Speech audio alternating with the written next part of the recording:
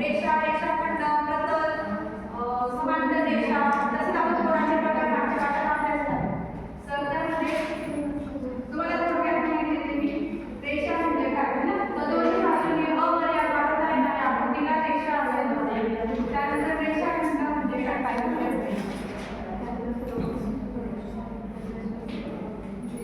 रेषेचा एक तुकडा, रेषेचा लहान भाग असतो त्याला रेषाखंड असे म्हणतात. त्यानंतर येते किरण.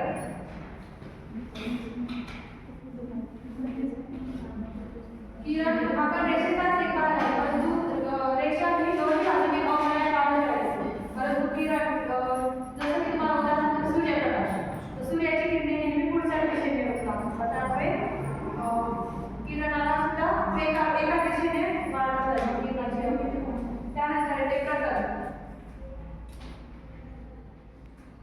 प्रतल म्हणजे कुठल्याही सपाट पृष्ठभागाला प्रतल असे म्हणतात.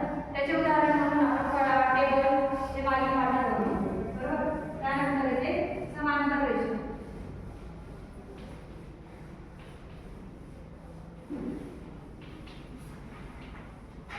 समांतर रेषा म्हणजे काय, एकाच प्रतलावर असणाऱ्या म्हणजे एकाच पृष्ठभागावर असणाऱ्या परंतु एकमेकींना न छेदणाऱ्या आकृतीला समांतर रेषा असे म्हणतात. व त्याचे उदाहरण म्हणून आपण वहीचं पान बघितलं.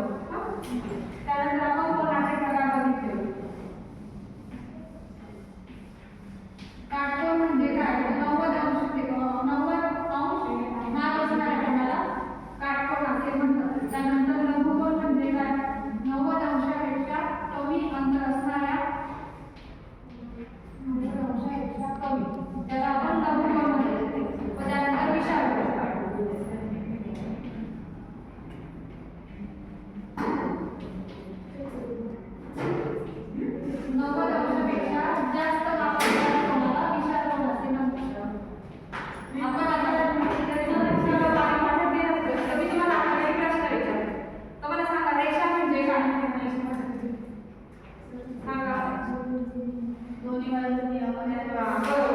रेषा म्हणजे दोन्ही बाजूने अमर्याद वाढवता येणाऱ्या आकृतीला रेषा असे म्हणतात.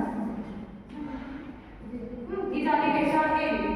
त्यानंतर रेषाखंड म्हणजे काय, रेषेचा तुकडा, बरोबर. ही एबी रेषा आहे, या रेषेचा एक तुकडा.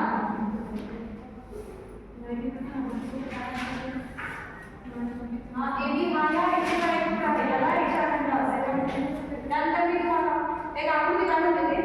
त्या आकृतीचे नाव सांगा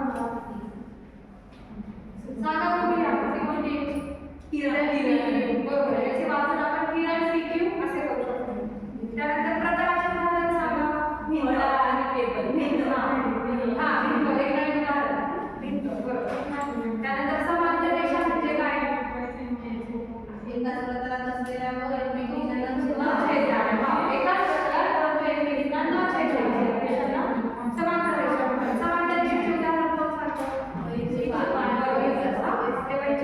त्यानंतर 90 अंशापेक्षा कमी अंशाच्या कोणाला काय म्हणतात, लंबकोन. त्यानंतर काटकोनाचे माप 90 अंश, बरोबर. आणि त्यानंतर 90 अंशापेक्षा जास्त अंतराच्या कोणाला विशालकोन. त्यानंतर एकसंपाती रेषा म्हणजे काय, एका बिंदूतून जाणाऱ्या, बरोबर. हा, एकाच बिंदूतून जेव्हा दोनपेक्षा अधिक रेषा छेदल्या जातात त्याला एकसंपाती रेषा असे म्हणतात. किती झालं,